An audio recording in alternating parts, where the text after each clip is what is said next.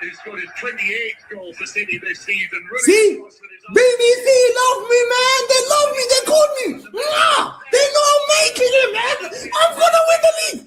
Guys, see you at the terrace, guys. Hey, let me do a little dance. I'll see you at La. Hey, a little dance, bro. You see this? I used to play like this. When Santos used to win the league. Hey, they give me a call, man.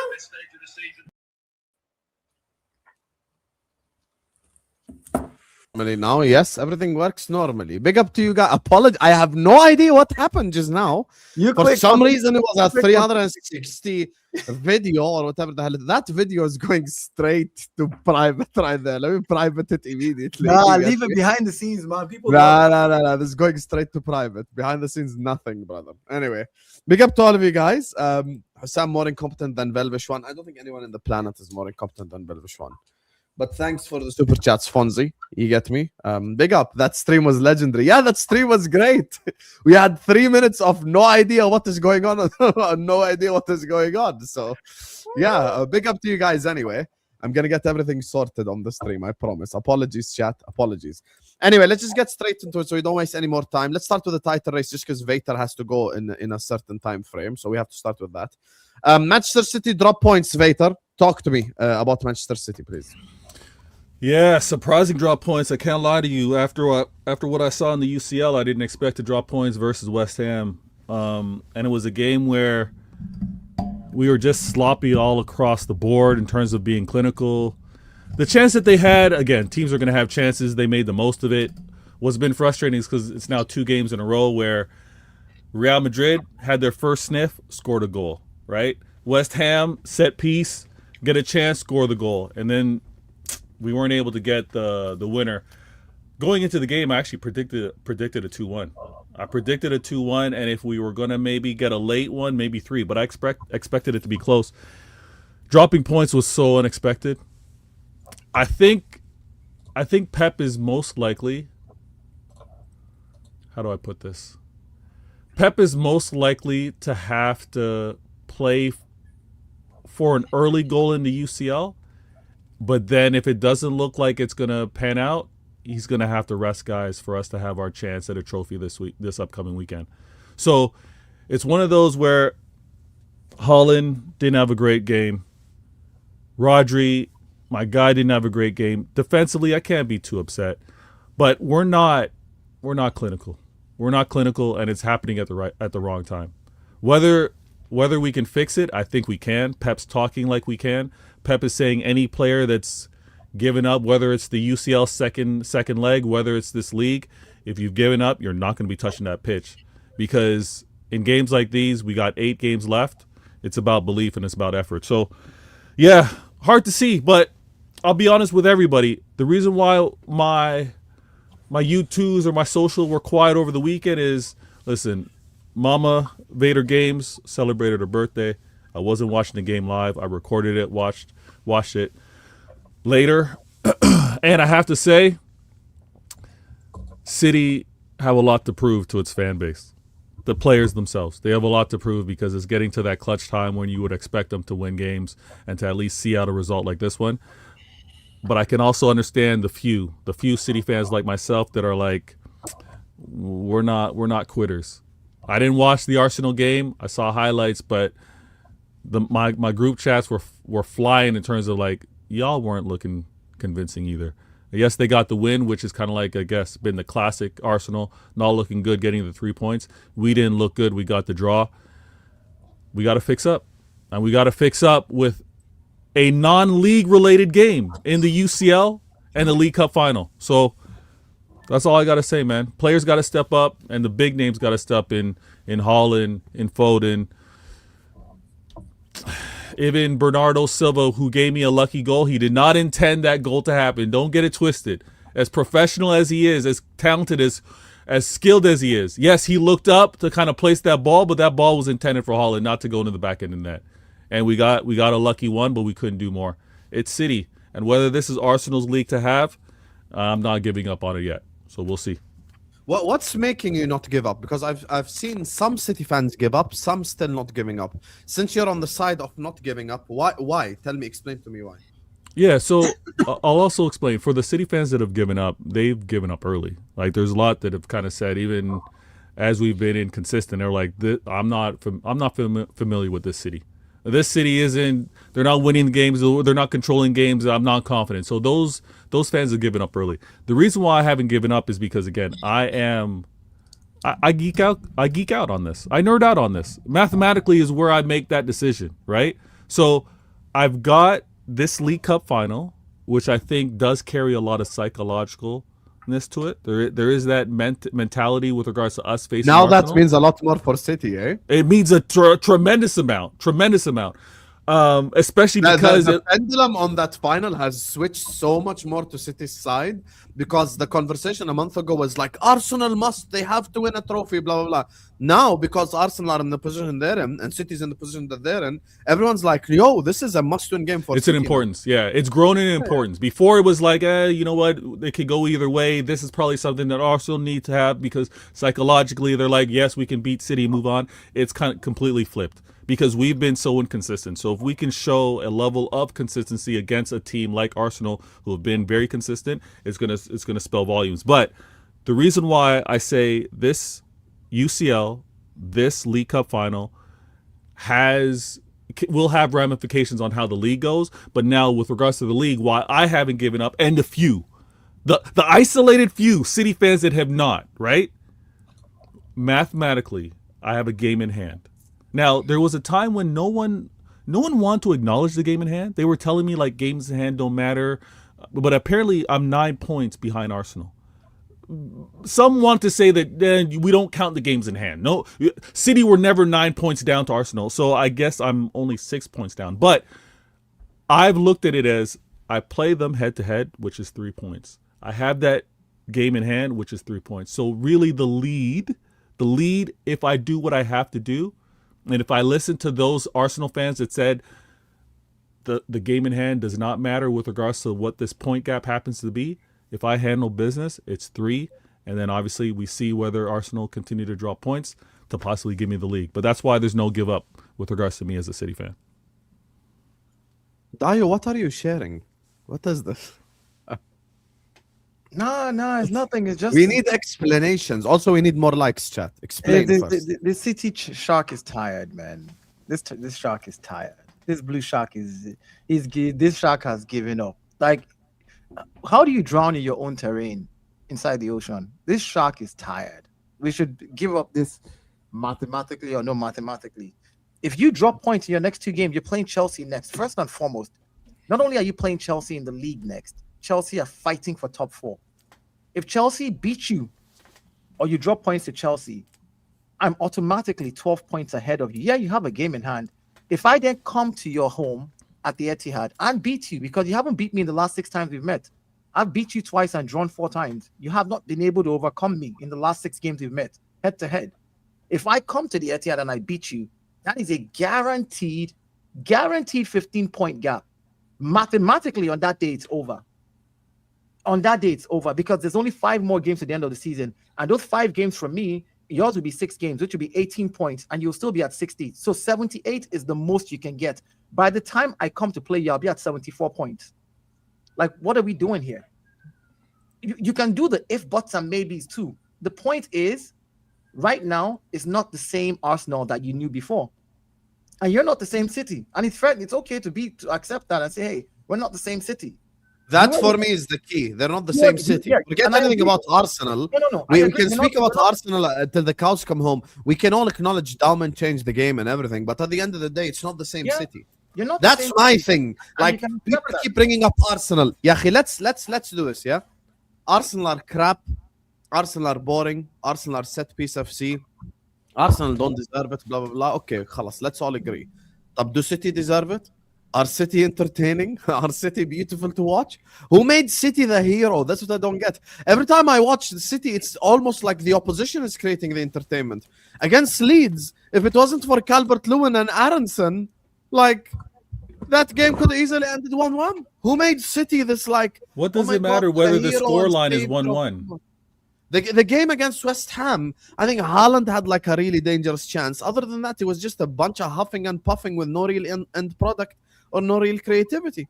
Why do people always like? Is this What the do you same do- city? No, it's not. It's No, my- Hussam, my- you're catering to the chat up. because it wasn't too long ago. It wasn't too long ago where you were admitting that City and Liverpool play entertaining football. Now I see the pendulum is shifted. It looks like Arsenal are winning it, but the heavy talk is about Arsenal style of play. Now you're trying to lump City into this conversation about not being entertaining. nobody- It wasn't too long ago. Dial, relax, please. It wasn't too long ago. Hussam was referring to. We're the one that needs to. No, you're interrupting me, and I let you speak, and I didn't do it, and now I'm just speaking Guys, for can the we not first do time, this- and now you this- want to interrupt. Let's I just want, respond. I just want to emphasize because I'm not having what happened last week, with regards to how Liverpool and City have been playing. It wasn't very long where Hussam himself was saying, you know what, we know where the attacking style of play, where the up and down, where the entertainment was happening, and now I get it. Now we're gonna change the conversation. But entertaining isn't necessarily with regards to City dominance. It's about what you're seeing in terms of end-to-end gameplay wise. And it was said early that it was more of an unpredictable game when you're looking at City play, which led to the entertainment aspect of it. But dominance wise, yes, consistency, that's been happening over at Arsenal. Okay, so are Arsenal more consistent than you? Absolutely, they've been. Yeah, that's why no they're in surprise. this position. That's why they're in this position. Yeah, I don't question And when their I say position. City aren't the old City. Like, I've seen City that make people sweat. This is not City that make people sweat. This is City that makes City fans sweat. Yeah, I agree. That's the problem. So I haven't changed and I haven't catered to anything. I respond to what I see on the football pitch. City were like 2 points behind Arsenal. You went signed Semenyo and Gahey, and now you're 9 points behind them. That's the fact. That's not my opinion or yours. That's simply Yeah, the truth. I'm not arguing where we are in the standings. I was arguing your point about boring or unentertaining Yeah, football, but the- which Okay, is City a part games that are more you've changed. entertaining than Arsenal. No problem. I have no problem saying that City games are more entertaining than Arsenal. But at the end of the day, City aren't as strong as they used to be, and they aren't playing the way that they used to be. And when I'm watching Man City, I don't see, like, the whole shark thing. I'm the one that started on YouTube the whole dolphin thing. I literally started it. Because I'm watching City and I'm like, they're not intimidating. They're not scary. They're not, because I used to watch Man City, and this is what used to happen. This is real stuff. When it was City Liverpool title race, I used to watch Man City, and every Liverpool fan in the chat will vouch and they'll tell you it's the truth. As soon as City went 1-0 up, you switched off the TV. Now City go 1-0 up, and you're like, oh, the other team, they might have a chance here and there, and then the game shifts. So that's the part where I say it's not the We same. aren't City. the same City. City in the past wouldn't be conceding so many goals in the second half. Usually in the second half, we would put a stranglehold, we'd suffocate, we'd get that Yeah, goal, that's and all then I'm it would saying, be Vader. it That's would all be I'm good saying. night. So, Yeah. so my thing about this whole entertainment thing is everybody says the league is no longer entertaining. Is it? I need to get clarification. Is it that the league is not entertaining or Arsenal is not entertaining? Because if the league is not entertaining, then that means all teams are. That's 19 other teams in the league that are also not entertaining. But if you're saying No, Arsenal, it doesn't mean all 19. No, no, It means Again, the majority of the league. again, I'm saying this is what the media says. When they say majority of the league is not entertaining, who are the majority? Like, if majority is something, if majority of people in your neighborhood are black, that's literally a black neighborhood. Yes, there's the off-white guy that lives there, whatever it is, but that's what it is. If majority of the league is not entertaining, then it's the league that is not entertaining. But what I hear is they try to make it an Arsenal problem, but that's I don't care. I'll try to explain it. I don't care. Oh, okay, then we don't need to explain it. No. I'm not even saying. I'm saying about you. Like, for example, City. I agree. City play, somewhat fun-looking football. But what's it getting them? It's getting them draws against West Ham.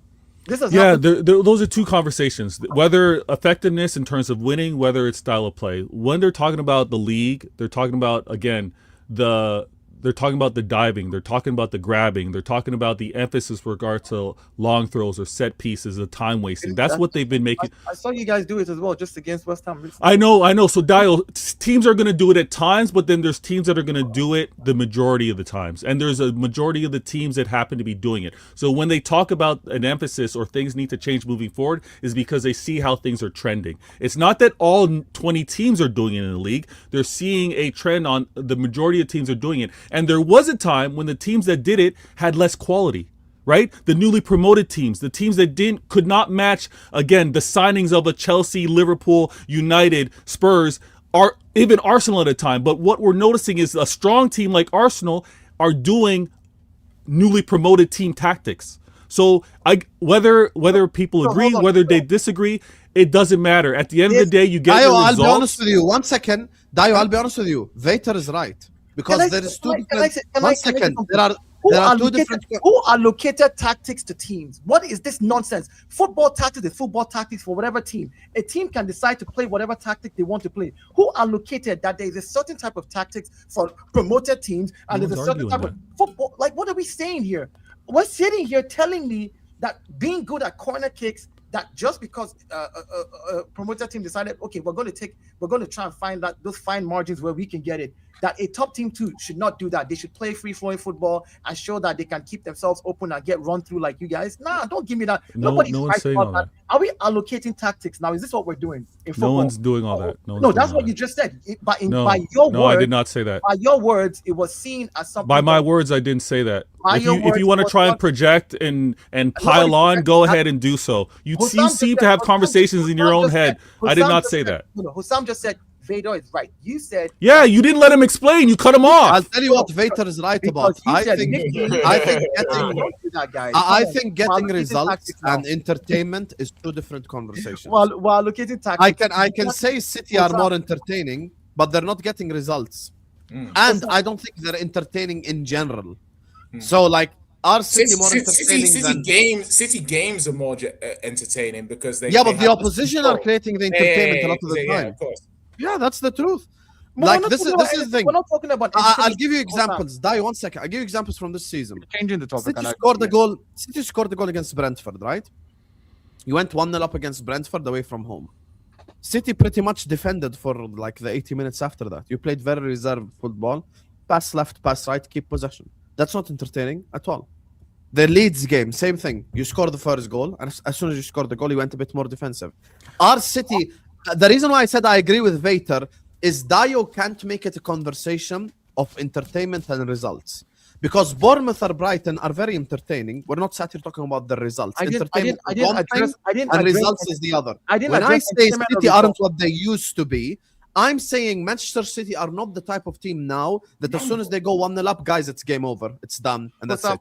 They're very susceptible to concede goals. You're saying something totally different from what I was saying. I'm not talking about entertainment and I'm not talking about results. I'm talking about when Vader made the statement that they said that the league is boring because bigger teams are now doing what relegated teams used to use as tactics to get an edge because they could not match up, by his words, to the big teams and the quality of the big teams. Things like long throw-ins and corner kicks. I'm asking the questions. Are we now allocating tactics in football on tier level? If you're a top big team that spends a lot of money, you must play only in this you can't be using corner kicks and you can't be using long throws. Like who maybe you'll listen to you, Jay. Maybe you'll listen to you. That's what I'm asking. Okay, so my opinion is that when teams are winning, their fan base will downplay the importance of aesthetic and style of play. Yeah, but that doesn't mean the other fan bases have to do that because we don't support those teams. We can be more objective about it. So a subjective opinion is Arsenal. Like are Arsenal entertaining? Not overly. Like we all can acknowledge Arsenal, say 23-24, were very entertaining. Played great football. Didn't win the league, but were very entertaining. Like I enjoyed watching their games. Like when Arsenal had Xhaka in central midfield, great midfielder. Team played well. Martinelli was scoring 15 goals. Odegaard was scoring 15 goals. Whatever, I don't know. Like everyone can say that team was entertaining. Now you don't.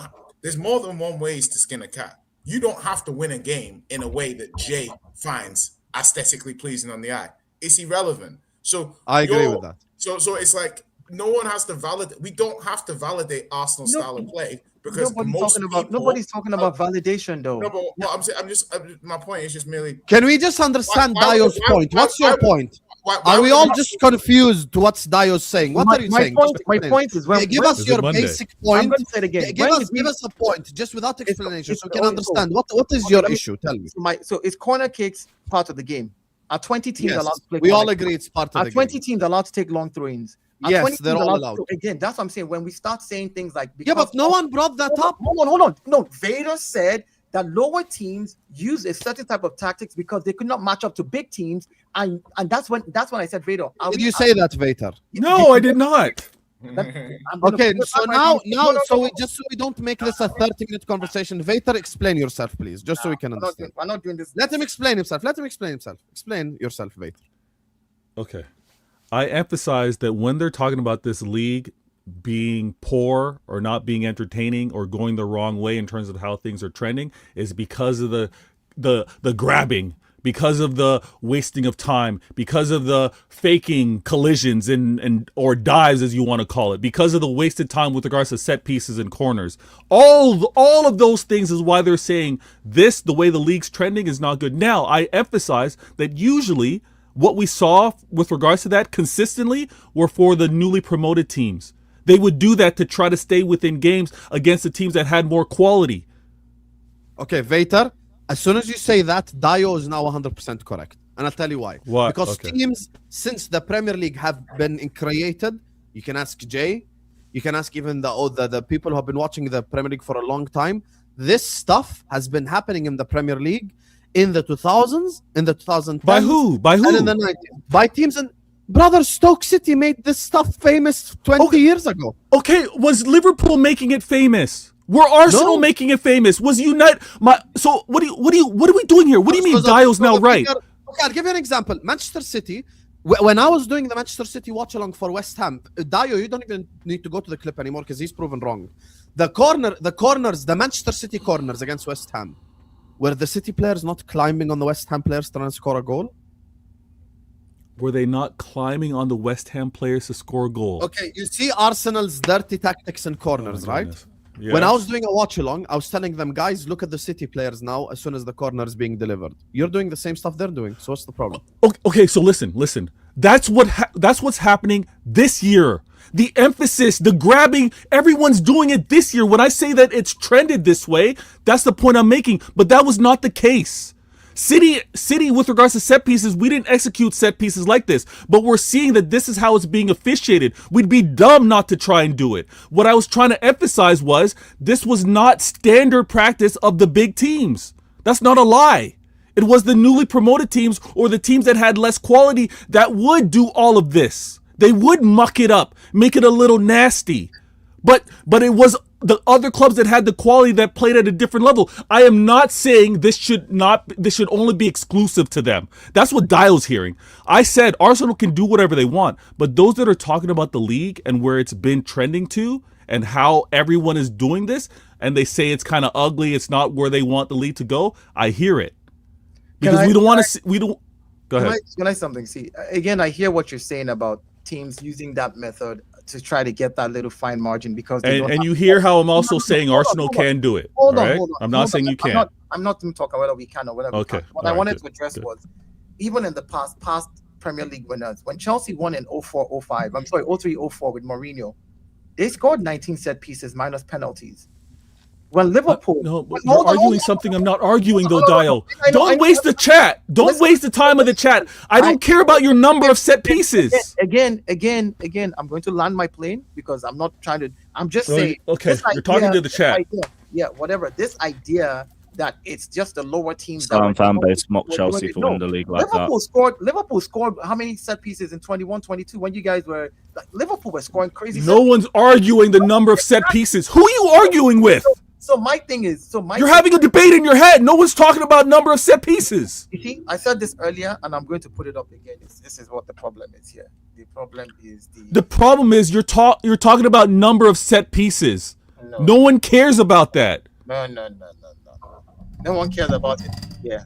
No one brought up the number of set pieces scored. Like no one's talking about it. The frustration is you and your comprehension. I don't know what you're talking about now. For those of you that have not seen this, I said this earlier. I said extreme ranting, top form meltdown, delusional thinking, chronic symptoms. It is Arsenal derangement syndrome. It is real. Severe cases may be incurable. Seek help now. Call 1-800-COYG now. That's exactly what's going on right now. Like I'm having an argument in my own head when I'm talking about the fact that this whole set piece nonsense that everybody's trying to make it and this whole long throw nonsense is a tactic and any team can use it. It doesn't matter what you try to allocate it to. There's no tiers for this bullshit. It's football tactics. It's part of football and everybody's allowed to use it. And if your team is not good arguing at it, with yourself. If your team is not good at it, that's on you. That's on you. That's not on the team. No that one's is good at arguing it. not being good at set pieces. That's You're arguing with yourself again. That's all this is. This whole idea. Oh yeah, the teams that were lower were the ones that Chat, did you hear me bring any of this up? Did I bring? Is Dio honestly talking to me about this, or is he having a conversation in his head? About the emphasis with regard to in terms of winning, whether it's style of play. When they're talking about the league, they're talking about again they're talking about the diving, they're talking about the grabbing, they're talking about the emphasis with regard to long throws or set pieces, of time wasting. That's what they've been making. I saw you guys do it as well, just against West Ham. All right, I listed 5 things. This guy want to focus on set pieces. But then there's teams that are going to do it the majority of the times, and there's a majority of the teams that happen to be doing it. So when they talk about an emphasis or things need to change moving forward, is because they see how things are trending. It's not that all 20 teams are doing it in the league. They're seeing a trend on the majority of teams are doing it. And there was a time when the teams that did it had less quality, right? The newly promoted teams, the teams that could not. You guys haven't really exposed signings of the Chelsea, Liverpool, United, Spurs, or even Arsenal at the time. But what we're noticing is a strong team like Arsenal are doing newly promoted team tactics. So what is the newly promoted team tactic is what I'm asking. Oh, you want to have a different argument now, Dio? Dio, you want to talk about something different now? That's exactly what I'm not gonna lie. I was expecting that. Newly promoted team tactic. I can't lie to you, Dio. Vater is winning this right now. You didn't really disprove anything. They equalizer from a set piece. You love I to asked see him. it, I man. said, "What is?" Yeah, Vater just equalized from a set What piece. is newly promoted team tactic? Explain it to me. What is the newly promoted team tactic? Like you said, you know what it means. You said big teams. You said big teams are using newly promoted team tactics. Define what newly promoted, because corner kicks are not target neutralized. Throw-ins are not newly promoted team tactics. Long throws are not newly promoted team tactics. Like, what is this tier tactic thing? What is that? That's what I asked you. This is why we don't open with Arsenal normally. Do you know? That's what I mean? What I asked you. It's a simple question. You can't answer that question because imagine calling the referee over to the VAR table and the ref saying, "I'm sticking with my original decision." That's what's just happened. No. You're saying no. You a little bit here, Dio. No, Jay, on what? How do you say newly promoted? Please explain, Jay. You explain what is newly promoted team. So like Stoke and them, man. You know, like I'm sorry. Long throwing corner kicks are newly promoted team tactics. Like, what are we saying? Explain. Like, I don't get it. That's what I'm asking. Okay, it's just not that deep, you know. Yeah, you know what? I think what Vader is trying to say, in my opinion, is you guys are pushing marginal gains to the absolute nth degree. Yeah, you're pushing. Like, anyone can sort of set pieces, corners, everything like that. But you man are playing for corners. You man are fighting. Like, the Chelsea game was agreed. I honestly have not seen tactics like that since Stoke. Like, genuinely, like that Chelsea game, what you were doing to Chelsea on corners, I've only seen like Stoke do it. Like, even in the Premier League, you might show me isolated incidents of people doing similar type tackles. But for 90 minutes on corners, you guys were taking the piss. And I think Vader's exaggerating. Yeah, listen, Chelsea, hard to beat, all that sort of stuff. But there is times where, same thing with Ben White. When Ben White's like undoing the keepers, great example, yeah? See how you man used to get people sent off last season for kicking the ball away? Yeah, you kicking the ball away, you get a yellow, second yellow. Kicking the ball away, you guys stopped all that. You guys could stop it. The stuff you're doing, you can stop. You're choosing not to stop it because no one is reffing you. Because we I like to you, Dio. Vader cooked you today. Cooked me on what? What is this? It's not on Arsenal to change. It's on referees. He never said Arsenal should stop doing it. He said big teams, and I used the word that he used. Big teams are using newly promoted team tactics. And I ask again, stay on the question. What is newly promoted team tactics? Somebody define it for me. You cannot define it, Hossam. All you're saying is he cooked me. Cook me on what? Answer the bloody question. Because he never said Arsenal shouldn't do it. I am not saying he said whether we should do it or not. I said the statement. Don't change it, Hossam. I didn't say that Vader said we should do it or not do it. I don't care who does it. He said big teams are using newly promoted team tactics. I said define what this newly promoted team tactics. define it, big Vader. teams are doing. I'm not defining anything. Go play the clip back. Just like he wanted to play the clip and try to expose me, he could go back and play the clip and listen to what I said earlier. You're using newly Noticing is a strong team like Arsenal are doing newly promoted team tactics. A strong team like Arsenal, again, Osam, you said you didn't say. So what is this newly promoted team tactics that a strong team like Arsenal are doing? Scoring goals from corners, wasting time, dark arts. Yeah. So that is a newly promoted team tactics. That has never been a tactic in football. Dio, I have there's never been a tactic. Hold on, Dio. There's never been a situation where the team that's top of the league has the most like delays in restarts and time waste. As in, like Arsenal are top. That has never happened. That is not true. We're not top of the league when it comes to time. You are top of the league for delayed restarts. You are top of the league. You take the most amount of time doing your set pieces out of everybody in the league, and that is unique.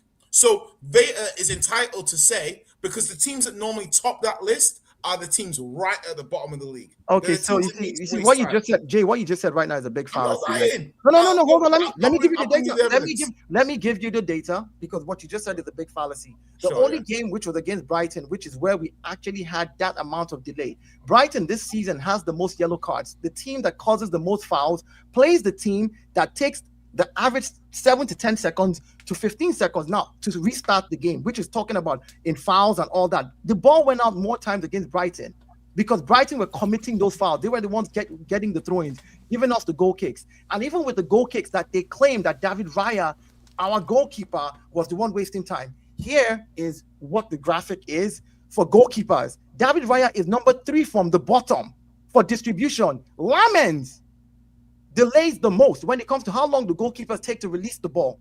You can't come and gaslight me here. How can all of this nonsense that you guys like to say and bring up and just lie? You are the ones that waste the most time. Hold on, bullshit. Hossam, pull up what I just sent in the private. Yeah, what's that? I was going start for start. All right. What are we doing? Okay, here I'm gonna share. This is what Jay asked me to share. Here we go. I'm gonna share it now. Let Jay explain. Okay, so what I'm basically saying is that Arsenal took 30 minutes and 51 seconds to restart play, the highest total in the Premier League match this season. Yeah, so Arsenal, out of every single team that's played every single game this season, took the most amount of time to restart play. That's how is that? Against what team? Against what team? Brighton. Brighton. You should be scared of Brighton. Hold on. And what team? No. And what team has the most fouls in the game to restart a game this season? Brighton. Brighton has had the most yellow cards this season. This is a team that consistently commits fouls, so the game gets restarted multiple times. Hence why we had what we had. So don't sit here because against any other team, you cannot sit here and say against any other team that has happened this season. You're going to sit here and not put any context. You don't want to put any. What's the context? You don't want to What's put the context? The fact that Brighton is the team that causes the most fouls in a game. But they've played other teams. Why are you guys the most? No, listen, because we are the team that are in the middle of. I just showed you the stats for releasing the balls. Hustler complained about David Raya. He said Raya went to ground. I don't want to. You're moving it. You're moving. Raya delayed the ball. But what we see here in the stats across the season, it's against only Brighton, and that's because they are the ones who commit a lot of fouls. Let's not sit here and call this nonsense, please. Okay, if Brighton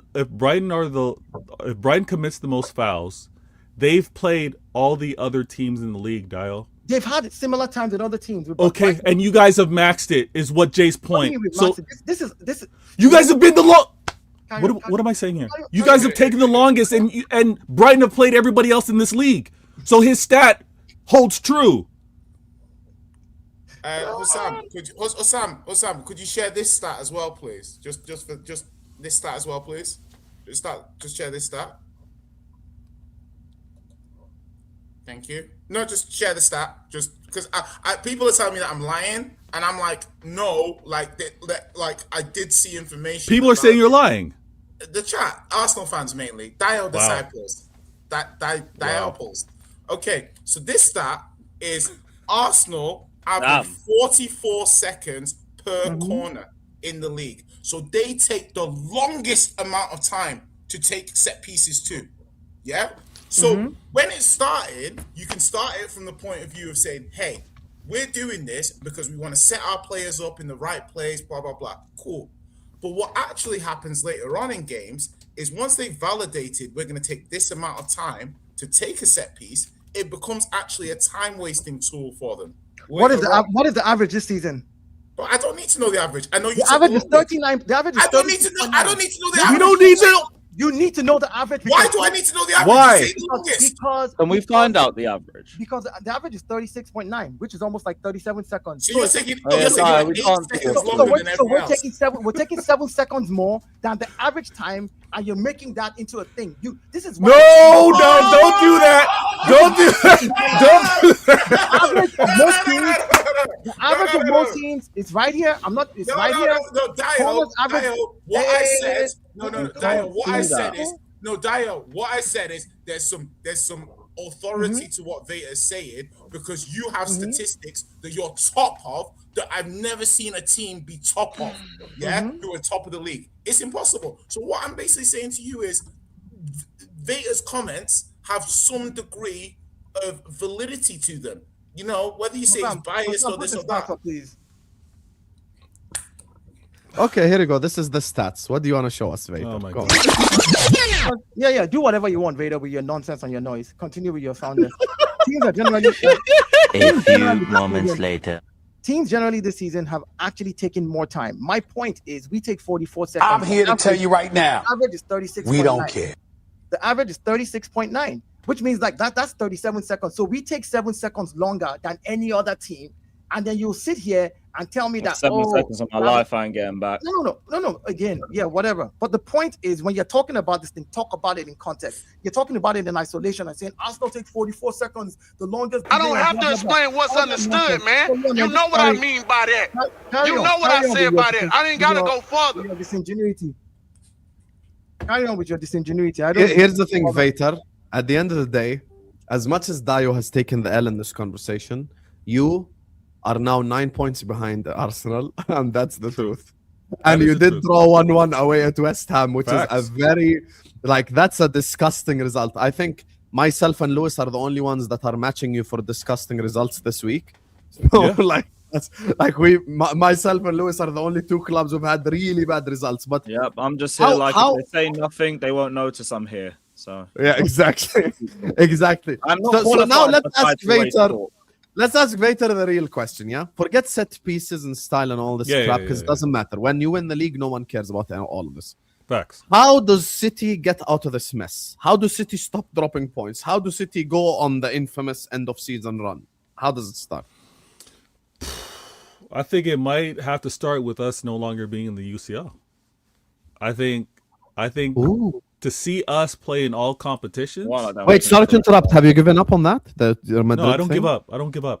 Stop my bad. asking I'm just this. asking. Just asking. My bad. Yeah. No. I'm not a Liverpool fan. When it comes down to what's happening moving forward, I have to believe until I can't believe anymore. Right? Flawless is over there. Thanks for joining us, Flawless. But if I was one to give up, I would have given up the first time I won the Prem. Right? I would have given up the first time my club won a Prem with the magical moments, right? I can't do that. But for us to get on track, it might come at the expense of not being in the UCL. It might come at the expense of Arsenal having to play more games than City, maybe being a little more distracted. As consistent as they've been, maybe it's for City to be laser focused with what's left. But that's a conversation to have after tomorrow's game versus Real Madrid. But like I said earlier, it's a 9-point gap. I'm going to briefly ask Dio a question. Dio, is it a 9-point gap or is it a 6-point gap? In my book, it's a 6-point gap. Okay, all right. Just consistency. In my book, it's cool. a 6-point gap. That's fine. That's all I needed. Thank you. So it's a 6 points gap right now because of the game in hand. I do play against Dio Arsenal, so that's a key 3 points. Until and unless I drop points again, this league is still on. Because I do play Dio, because I do have a game in hand. Now, for us to get back to winning ways, I got to see more from our players. I gotta see, for example, I'm gonna go top down. I gotta see an Erling Haaland who's running and creating havoc for center backs like he doesn't have another game to play. I'm seeing a little too much of reserved energy. I'm reserving something for a little later. I need to see guys play like guts out, balls to the wall, and I'm not seeing that consistently from players. But Haaland, I need to get Foden back on that pitch, and he needs to be a spark. I also need to see some control with regards to my midfield, and that actually falls on Pep. Pep needs to find the right combination because we know the quality of Rodri, but we know we need legs there. And if that means it's going to be O'Reilly and Shirky and we're going to have coverage somewhere else, however he does it, we need to get the midfield right, because that's when we, and Hussam, you know this, when City have been at their dominance, when you would refer to us as the Sharks, is when we had midfield dominance. And we're not displaying that this season. Yeah, but Hussam knows this, not this version of City, though. I don't know with this version of City. Yeah, that's what I'm saying. So by the way, that was the whole point when I started the stream. I wasn't even talking about set pieces or style or anything. That's the thing that I was referring to. I was simply saying, when I'm watching this current City, I'm not watching the team that can win 5, 6, 7 games in a row and go on an incredible run. And by the way, that's why a lot of people who even want City to win the league, like Chelsea fans, even United fans, whoever they support, blah, blah, blah. Like, a lot of people are now going like, yo, this City side, like, they aren't really striking us with confidence, because there are people who do want City to beat Arsenal to the league, and that's completely fine. Everyone's entitled to their own opinions. Some people prefer Arsenal, some people prefer City. That's fine. We're not here to gatekeep opinions. Do whatever you want. But when it comes to Manchester City, even the ones that are like pro Man City and want them to win are watching Man City and going like, this is not the team that I thought is going to win 6, 7 games in a row and apply pressure on Arsenal. It's actually the reverse. Every time Arsenal play before Man City and Arsenal win, it's almost like City are the ones dropping points after, for some reason. Yeah, so we've had 2 draws in a row. These are 2 draws in terms of the form table. We are actually having, I think it was 3 wins until these 2 draws. But yeah, we're looking a lot more inconsistent. We're not looking like the City before, because again, it's a new set of players. But when I also look at my club, and I say this all the time, I have to look at the rest of the league, right?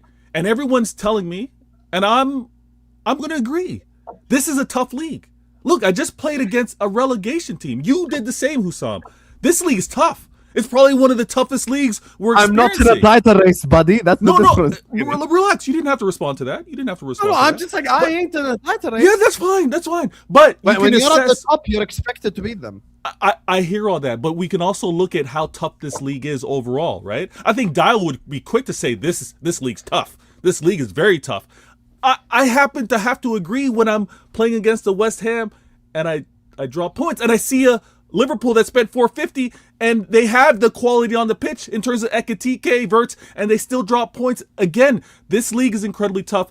I think it's going to require something special for us to at least close the gap on Arsenal. It's going to require this league, as tough as it is, for a team to maybe have Arsenal drop some points. But advantage Arsenal. And we'll see where this goes, because I got a UCL, and then I have the League Cup, and then I have Chelsea. So those that want City to win, those rival fans, whatever side you happen to be on, for you guys to want City to win, it makes sense to me, because I would only win my 11th Prem, right? I have 10. It would only be my 11th English title. For you guys wanting Arsenal to win, they would win their 14th. Now, in the scale of English football and rivalry and all that stuff, usually you don't want another English club to gain. You'd rather the lesser club, the quote-unquote no one really cares about club, to win it. But like Hussam, who happens to be a Liverpool fan, he would rather Arsenal win their 14th than City only win their 11th. It makes sense to some, it makes sense to others, but hey, I'm going to do as much as I can to do what I can and win this Prem, and I'm going to support my guys until I can't anymore. Okay. And on that note, it's time to move subject. Jay, by the way, we can't see you. It's a black screen, in case you're unaware.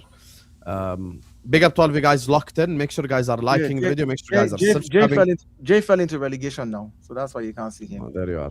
Make sure you guys are liking. Make sure you guys are subscribing. Please, every single one of you, hit the like button, subscribe. We still have Liverpool and the Chelsea topic to come as well.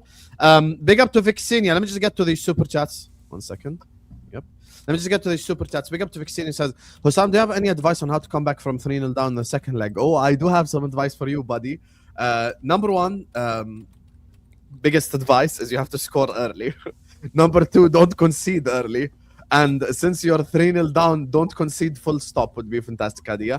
And number 4, take your chances. When you have I have problems with number 2, number 3, and number 4. And to add to Hassam, the 5th one, pray. That's what it is. To whoever That's you pray all to, pray. Should I drop my best you score? kind of also need your keeper, because what people don't remember about Barcelona, what people don't remember about the Barcelona 4-0 comeback is Alisson made a save against Suarez, and he made a save against Coutinho, and he made a save against Messi when they chipped it to him and he volleyed it at him. So your keeper need to be on it too. So you kind of need everything to go your way. And there's a reason why, since the history of the Champions League, I think there's only like 4 times that it's happened.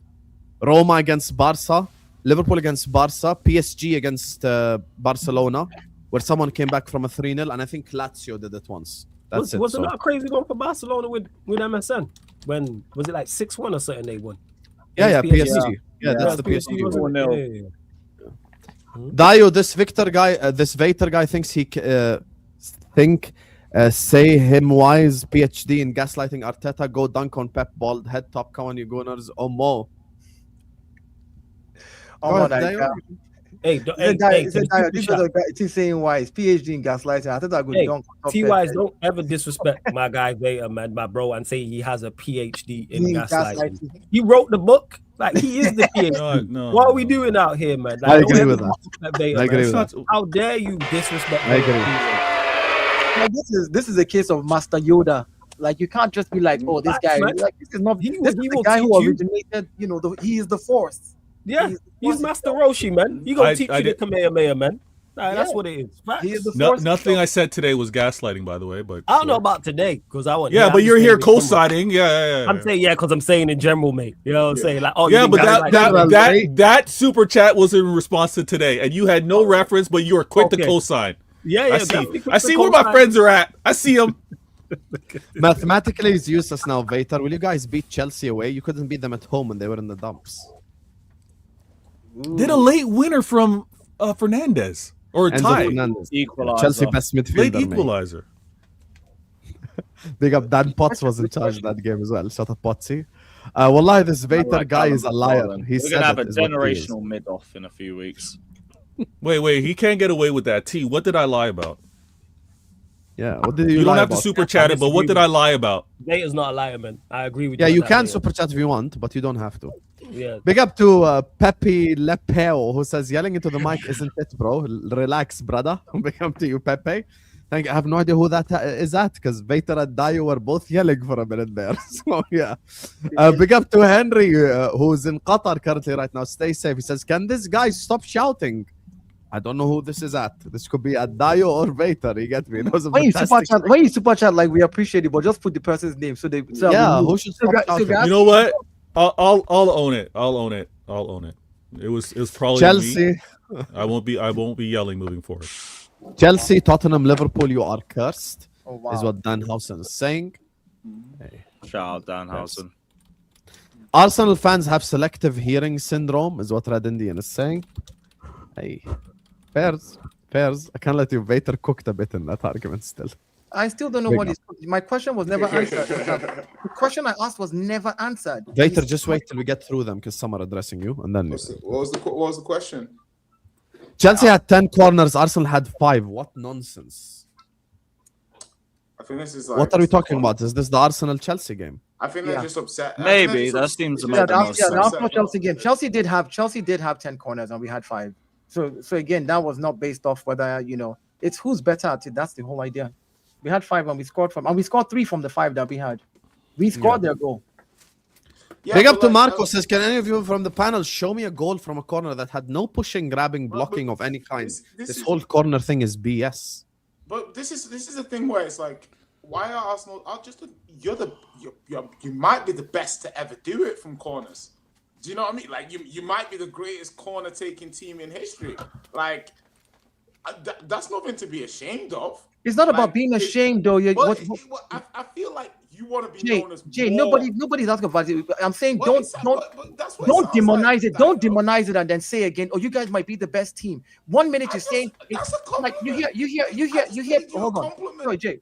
You hear again, I hear your compliment, but what I'm saying is this is what you guys do. You gave this compliment, then when you're talking about like, well, Arsenal are going to be the worst team to win the league through set pieces. I didn't say set that. piece, no, not you, not you, Vader. Sorry, I said Vader. Jay, listen, not you, Jay. I'm not saying you said that. I'm saying the narrative. Hear me again. The narrative around it, right? Conversations in his head. You hear. I'm speaking to Jay. Jay, the narrative around it. You hear someone like John Obi Mikel say it's illegal what they're doing. They're cheating their way to winning the league. And then you say, oh, you might be the great. I'm like, which is it? Like, if we're going to talk football, let's talk football. There's just way too much of this. I can't be asked to hold a narrative that I never said. Do you know what I mean? As in, like, I never said you'd be the worst champions ever. I've never ever said that. Yeah, not once. We're having a discussion. We're having a discussion about it. I didn't. If we're going to only have, my point is that if we're only going to have conversation about what each individual said, then what's the point of being here? Right, but Dio, look at it like this. Yeah, like some teams have got a Haaland. Yeah, some teams had a Salah last season. You have corners.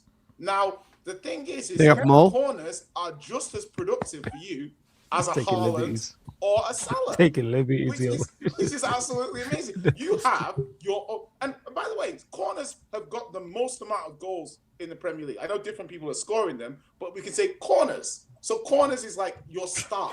It's like your quintessential star. You know, so I'm just saying to you, don't be annoyed at your star man. You know, compliment your star man. Yeah, that's not the full tweet. That's half the tweet is what Brian is saying. Hey, we showed 3 tweets. So, you know, I think everyone just explained his side of the argument now. So we're just going to agree to disagree.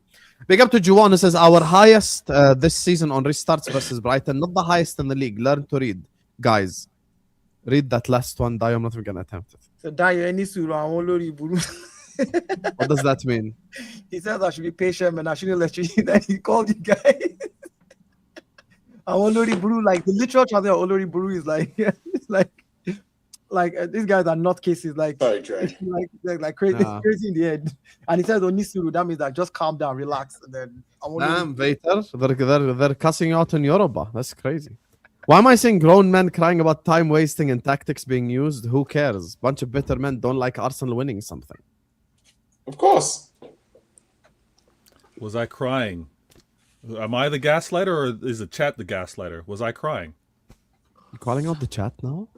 Wow. Are the super chats now calling me out? What are we doing here? Is it a one-way conversation? I'm just joking. Speaking of calling out, we got to Sunra who says if Vater comment has validity, then Dio's does too. So the stream's asinine logic, Dio's also correct. Suffering from Arsenal derangement syndrome. What was Dio said that's correct? I asked a simple question that none of you answered still. What was the question?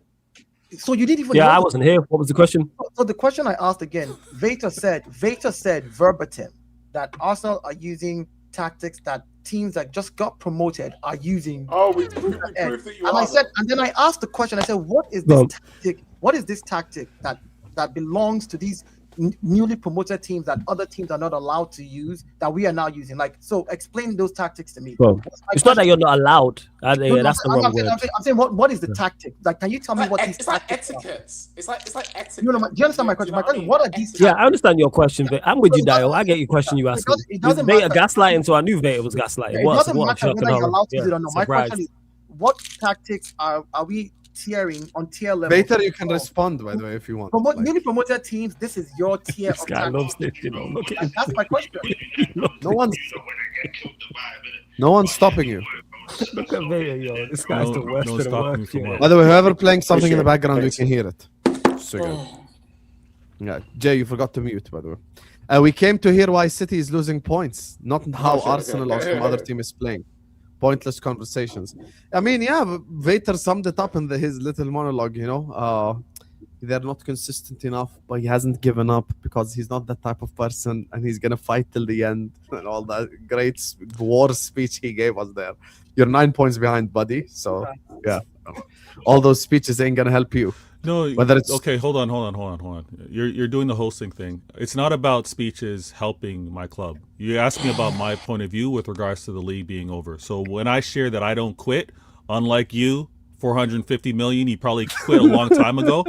That's my point. Yeah, that's I thought you got to go, man. What happened? But someone You told me remind to that stick around here for the comments. What are we doing here? Who's gaslighting now? You asked me to stick around for the comments. I stick around for the comments, and then you tell me I thought you were supposed to go.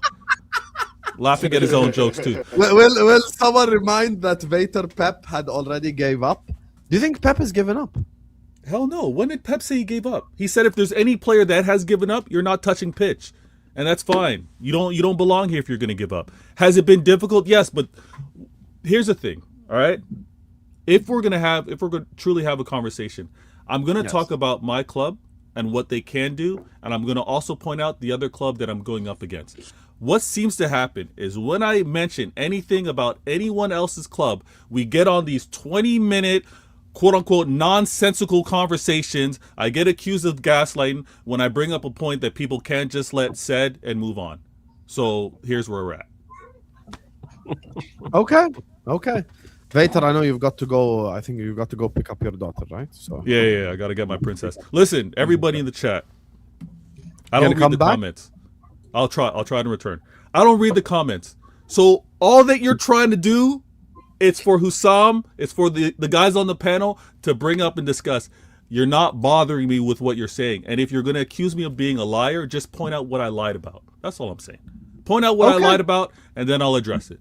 But bless, I'll try to catch you guys. Hey, blessings every time, yeah? Yeah, man. Big up. We're going to go from one hero to the other, a.k.a. Jay.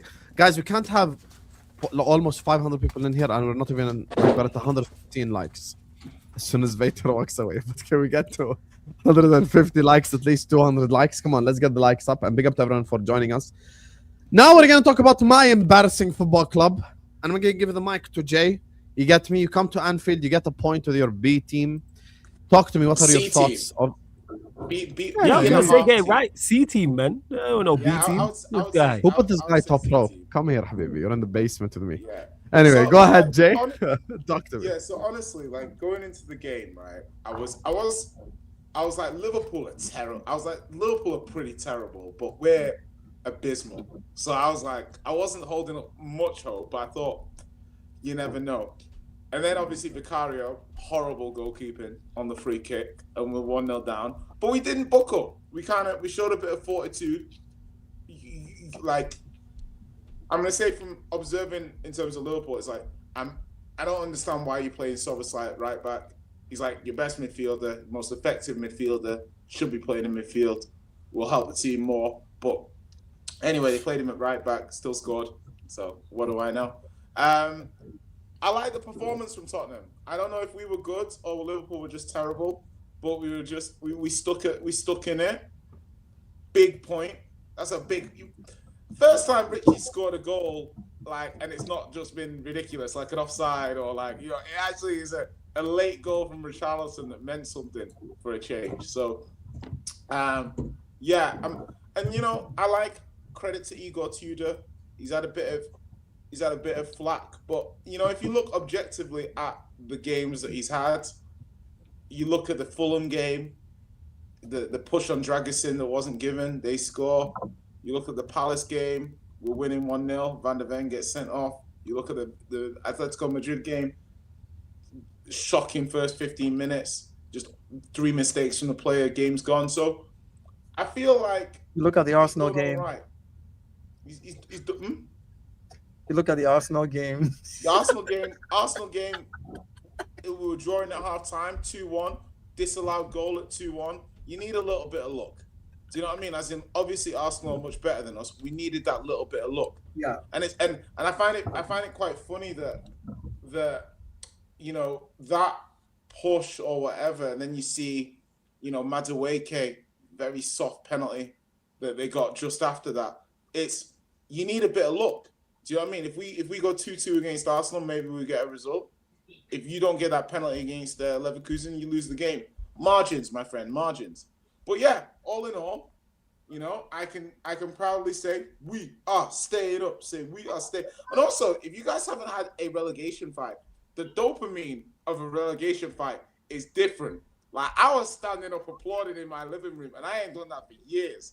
Do you know what I mean? I was like, that equalizer hit like Son versus Man City 2019 Champions League run. Do you know what I mean? Like, You guys need to get yourself a relegation battle. It'll centralize your dopamine levels. But yeah, great point. Relegation 6-pointer next week. Yeah, I'm not sure what's going on with Liverpool, but I don't care. We'll take the point. Who here watched the Liverpool Spurs game? I watched it in bits. I'm surprised you sat back the way you did with only being 1-0. Whoa. Sorry to cut you off, Lewis. We're not doing that. Hassam, your thoughts on the game? That's where we go. You're the Liverpool. Yes, you know what? Silly me. You go. Exactly. Let's go. Let's see this. Why are you acting like I'm running away? I'm literally here. I'm going to tell my thoughts. Nobody said you're running away. I'm going to tell my thoughts. I feel like people already know my thoughts, which I'm going to repeat anyway. But I just want to hear someone else's thoughts first, just to get their perspective on things. That's it. Tell me your perspective, Lewis. Go ahead. I was just surprised you guys sat back the way you did, or just like dropped off. I didn't think you put it on them like that. But even then, like your forwards, Ekatike, when he came on, he weren't great. Fucking, what's his name? Gakpo wasn't great when he started. But it was a game where I thought like you didn't really put on Spurs as much as you should have. And yeah, I kind of get the manager out stuff. I get like that. I've said single-handedly, this is the reason why you were getting way too giddy a couple weeks ago. You're like, this bum's gonna be playing in the Europa League. Do you forget how much you want your manager out? Since then, you've lost to Wolves and you've drawn to Tottenham. You're going to be in this mid-off with me till the end of it, and we don't know who's going to finish where. But we could still finish above you, because regardless of how stupid my club can be, you have a stupid manager. And that means you're just on the same level playing field as me. When I go to your ground in May, I'm not going to Anfield, I'm going to Arnfield. So I've got a chance. I could go win there. That's a top 4 6-pointer. Yay. But I hope you understand now. We're all mid. We're all mid, mate. Dio, what did you make of the Liverpool game? Man, to be honest, like after Liverpool just didn't look like they wanted to win that game. You had another fantastic Szoboszlai free kick that he's done. I think he scored 5 of those this season, and he seems to be amazing at it. Okay, listen, little miss. If you're not going to be quiet, go to your play area. Walk away. So yeah, you guys should have pressed more. You should have done more. The fact that Richarlison, and honestly, I think Tottenham had a couple of chances. If Richarlison had the shooting boots on, Tottenham could have won that game 2-1. Tottenham could easily have won that game 2-1. If Richarlison had his shooting boots on, Tottenham would have won that game 2-1 easily. You know, so it's just, and that's the thing. It's like this is the tail end of the season for Liverpool. It's like you really want this top 4, don't you want it? In a game like that with Tottenham, your team you guys should have tried to seal the deal, because again, it's like Tottenham is struggling. The mentality, they're fighting relegation. It's really hard, you know. This is where you give it your all, you know. But it didn't seem like Liverpool wanted it at all. To me, just And at the rate at which you're going, you might be the ones fighting for the top 5 if you're not careful. You might end up being the team fighting for top 5. Because now Chelsea is smelling blood. And if Chelsea, for some reason, in the next Premier League game that City play beat City, because City hasn't beat them in a minute. If Chelsea beat City, it's going to galvanize them to come after you guys. It's going to galvanize them, honestly. So yeah, big if. Yeah, that's the if. Like because of your inconsistency, but I don't put it past you to do it. You did it against Barcelona. Yeah, me too, man. I think we can beat them. I don't we can fuck it up the same way. I don't put it past Chelsea to go ahead and just smash City 2-1. You know, like really give them a game. I don't put anything past Chelsea. The problem is the consistency, like staying there and doing the consistent game in, game out. That's where, you know, the only issue. No, we ain't got none of that. I hear it. Guys, Liverpool suck. This is the truth. You know, I looked at like the Spurs lineup. I'll be honest with you, if Flawless was manager and he wanted to sabotage us, we would still ended up winning. Like that's how bad that Spurs lineup was. And we still managed to mess it up. This manager has to walk. He has to walk to the airport. I uploaded a video 2 days ago and I titled it, "These next 2 games, Arne Slot must and he's already failed at the first game where we needed him to win. He just failed directly. The first game, we didn't even have to wait.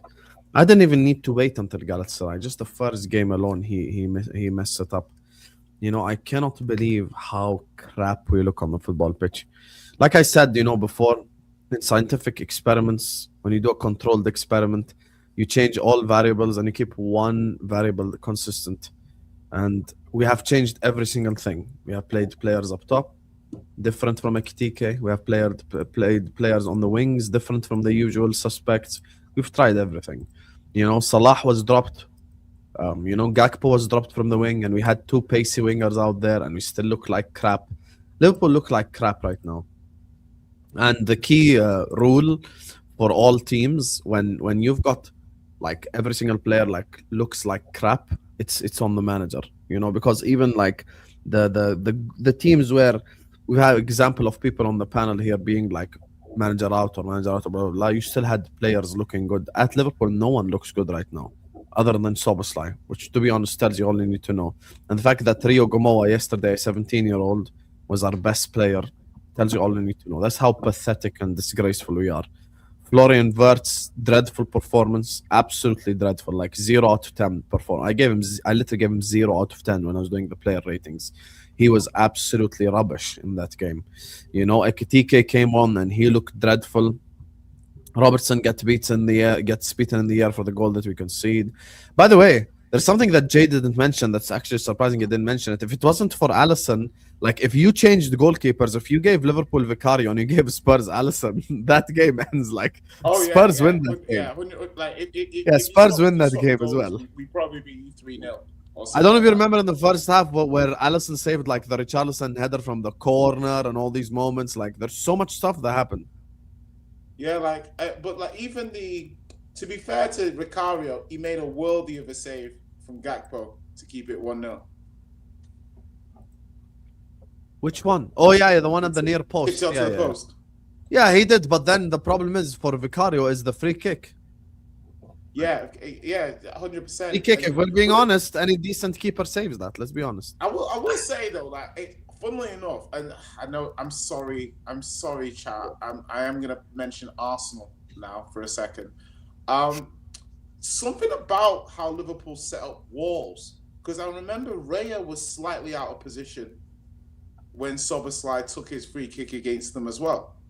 Do you know what I mean? And it's like Vicario was more out of position, but I don't know if it's something to do with how Liverpool set up the wall or stand in front of the keeper when the keeper's setting up the wall. Because it's interesting that a couple of keepers were slightly in the wrong position when Soboslai took free kicks. So, interesting. There's been Soboslai has scored like 5 of those free kicks this season, so he's pretty good at it. That's the first thing. And yeah, maybe it's because he can go both sides. Keepers. I think so. Yeah, so Liverpool is cheating. Liverpool is cheating as well. Like it's just this little fine margins where they're setting up a wall to distract the keeper, and the keeper has to be, on the wrong side of, nobody's talking about that this season.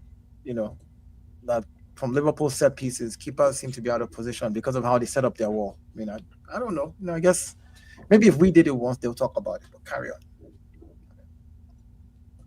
It's just a theory. I mean, I'm like, it's obviously like he wasn't like, I don't think Raya was as out of position as Vicario was, but yeah, it just subtly, and the way Liverpool kind of had the second wall next to the first wall when they're setting it up, I don't know if that's affecting how the keeper's doing it, where the player's aiming, but yeah, there might be something to that. I'm going to keep an eye on it. I'll report back in a couple of weeks. So Hossam, you heard it here first, people. Soboslai is cheating now. Liverpool are setting up walls that are, like if you're in the desert and the sun is hot and then you're seeing like what they call those things again? Mirage. You seem like a mirage. Yeah. You remember that's what Liverpool wall is doing now. It's causing the mirage where the goalkeepers don't know exactly, and that's why Soboslai is able to score this. And nobody's talking about how this thing is affecting the league and making the game bad. You can't be using mirages and setting up like that. It's, I mean, Hossam, what do you have to say for yourself? What do I have to say for what? The way you guys set up your wall that causes a mirage, where the goalkeeper is always out of position, and then Superstar is able to score these free kicks. What do you have to say about that? It's similar to how we take corners. We shouldn't be taking it that way. But how do you explain? I have no idea what you even are talking about. You don't? No. What's a mirage? What does that even mean? You haven't listened to everything Jay has said all through. Something that's fake. I'm gonna go watch the replay of the free kick now. I'm trying to understand what do you even mean. The mirage. What's up? Oh, like a fake wall in front of their wall. Yeah. Yeah, but that's been allowed anyway. That's been something that. Yeah, but the way you guys set it up, it's happened with every free kick that Superstar has taken. The same thing happened when you played it. Jay just gave the example. Jay gave the example of the one with Arsenal, where the way you set it up, it kind of distracted Raya. Raya was out of position. Same thing with Vicario. Like, there's something you guys are doing that is not right. That, you know, I think I didn't say it wasn't right. No, I'm adding to what you said, Jay. Because I see what you're saying now, Jay. So I you know. No, the Arsenal and Spurs fan came together in the end. They loved. Yeah. Oh, great, guys! We can all get along in the world if Jay and Dio are getting along after arguing for pretty much the first 15 A-listers they were on.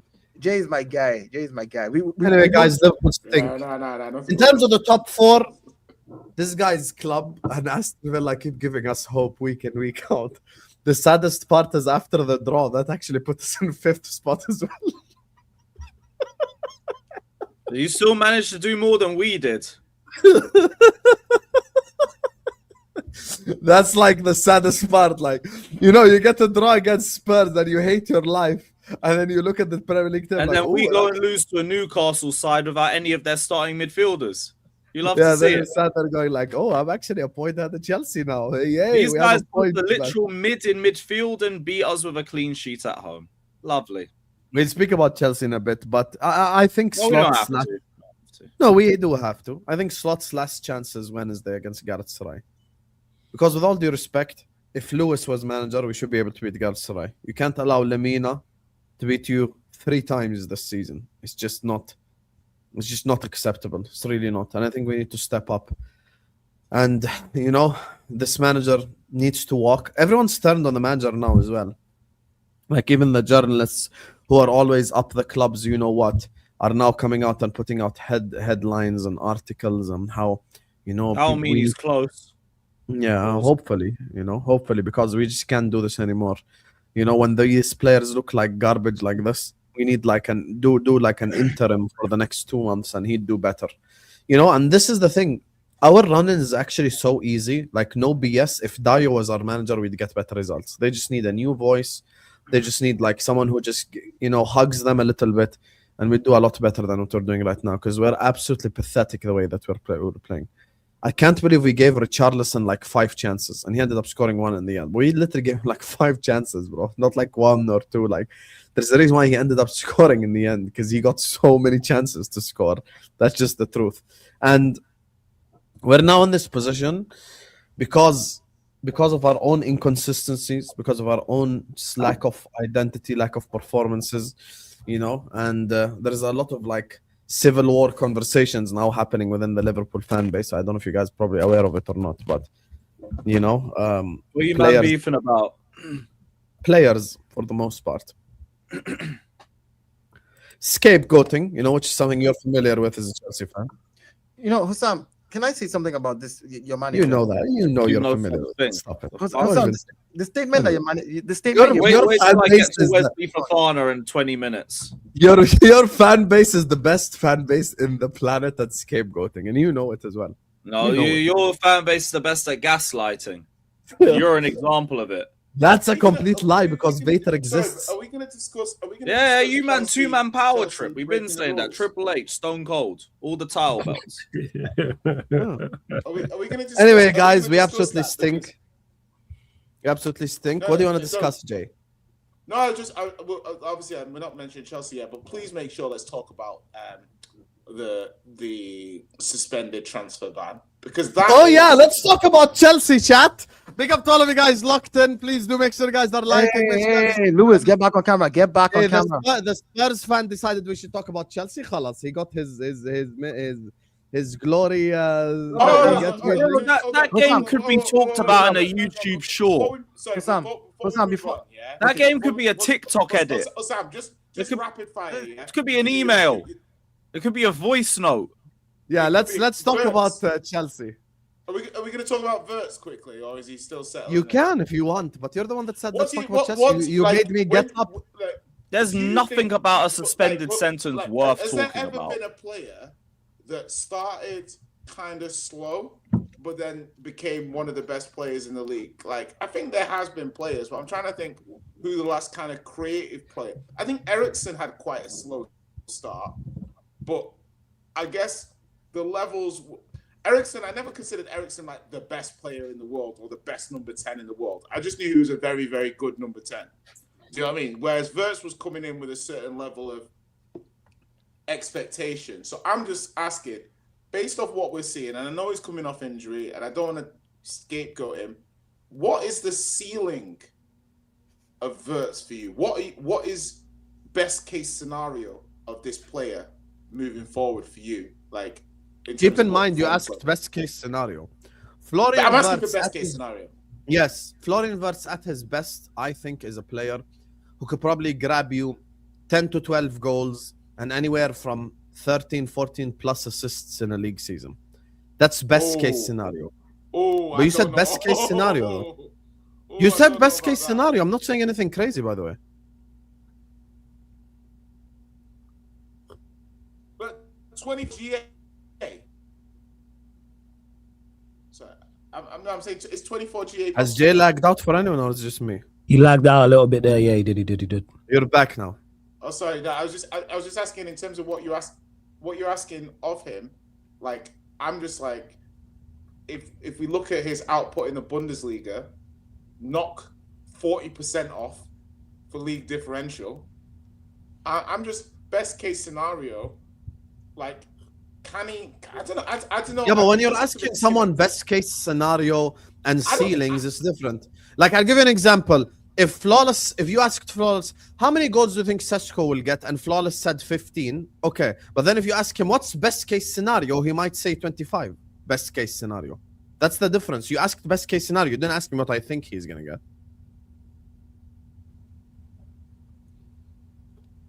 So if we change the manager, we change the system, and a new manager comes in next season, you're telling me best case scenario? Best case scenario is like 10 to 12 goals and probably 13 plus assists. That's best case scenario. So that's for me what I'm saying. But in terms of like what I expect of him, he's, I'll be honest with you, the only Liverpool signings that I will say are not failures as things stand are Frimpong and Ekitike.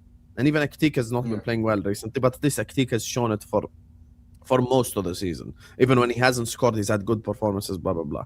But, I don't think Wirtz has performed up to the levels. And I think that performance against Spurs was disgusting, you know? I thought it was really poor. He was very bad. I gave him a 0. I thought he was our worst player on the pitch. The whole pitch. Like, I don't know if you remember, but in the first half, Rio gave him the ball in your own penalty box, and he just shot it at the ground. And in the second half, Rio slides him through, and he slices it across the goal for no reason, right in front of the goal. It's one thing I would say is when I look at, say, the De Bruynes and the KDBs of this league, despite those players not being fast, they always look like the first yards in your head. You know, that's what coaches tell you sometimes. And so those players look like they're faster than they need to be because they, you know, and they back themselves. Do you know what I mean? They make quite good decision making. I'm looking at Wirtz and I'm almost like, you can't abdicate responsibility. No, I'm with you. I'm with you there. Specifically when he comes for a certain like price tag, you know, you just have to be honest about it. And by the way, like all the pretty like the prototypical players that Liverpool fans scapegoat. I'm not going to include myself in that because I've been having the real conversations about some of these players. Like Salah came on, he had a couple of good moments, couple of bad moments. Gakpo came on. He had a couple of good moments. Gakpo, played. He had a couple of good moments, couple of bad moments. Gakpo wasn't even bad in that game. Frimpong was really bad. Rio was our best forward. Ekitike was dreadful when he came on. Wirtz was dreadful. Virgil gets beaten by Kolomani too easily. Robertson gets beaten in the goal we concede too easily. Joe Gomez nowhere to be found. So the scapegoat culture, I'm almost like, I'm almost like single-handedly destroying the narratives regarding the scapegoat culture in the Liverpool fan base. I will just add one thing, and it just popped into my head. The Van Dijk Richarlison challenge. Now, listen, Lacroix got sent off for the same against Cunha. Van de Ven got sent off for the same. Obviously, he was holding a slightly different part rather than the shoulder. He was holding the arm. Wolves equalize. Same level. Like, that was... Hey, that's good for us. I think, personally, it's soft. But if Van de Ven went and Lacroix went, Van Dijk should have gone. To be honest, I don't know. If you think that's a red, fair enough. But I know I don't think it's a red, but the precedent has been set with Van de Ven and Lacroix. I hear you. I hear you. Listen, I'm not gonna argue the red card because our performance was so dreadful. If you ask me about performance, the one that deserves the biggest red card is Arne Slot, and should have lost that game anyway. We're lucky you had Allison in net. We should have lost that game. Spurs were way better than us, to be honest with you. So, yeah. Anyway, let's move on. Talk about the Chelsea now. Big up to Chelsea. Mick Get It Done, who says, do Brentford have a chance of 5th spot? And Wolves are on the attack here. Could they make it 3? Could they make it 3? As soon as he sent the super chat, Wolves scored twice. That's the funniest bit. Big up to you, Mick Get It Done. Appreciate you. No, Brentford don't have a chance of top 5. They don't. So you can just put the fries in the bag on that one. Come on, camera, Lewis. Stop hiding. You've been through worse things. You've been through worse things. You've seen Palmer go like a whole year without an open play goal. So this shouldn't affect you. Anyway, big up to all of you guys locked in. Please hit the like button. Please subscribe. Big up to all of you. And oh my God, Wolverhampton Wanderers literally just scored again. I really hope Wolves stay up. This is an absolutely incredible story if they do stay up. I hope they win today. Yeah, they literally just hit the post. So, Lewis, Chargers, another L at home. What's happening at your... Yeah, Reece James is now out injured for 2 months, and Gusto's ill, so he's also missing PSG. Yeah. So, yeah, tomorrow's going to be fun, guys. Tomorrow's going to be fun.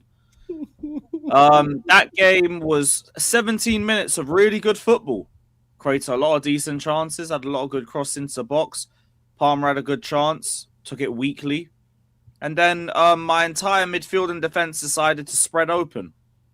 Because Fafana wanted to fall asleep and let Gusto and let Joe Willock onside, and also be lazy as fuck when it comes to running back and dealing with Anthony Gordon. Gusto fell asleep. Chalobah pushed high. The whole midfield just spread because they were tracking runners. It's one of the most tin pot goals I've ever seen in my life. And then after that, we proceeded to do nothing but move the ball sideways and backwards and cross the ball into nobody. My only attacking option is Liam Delap, the worst striker I've ever watched in a Chelsea shirt. He is just a whole load of nothing. He has no threat in the box. He has no positional awareness. He cannot finish, barely presses. He is useless. Straight useless. But in terms of the creativity in the squad, that was all non-existent. Fafana's a twat.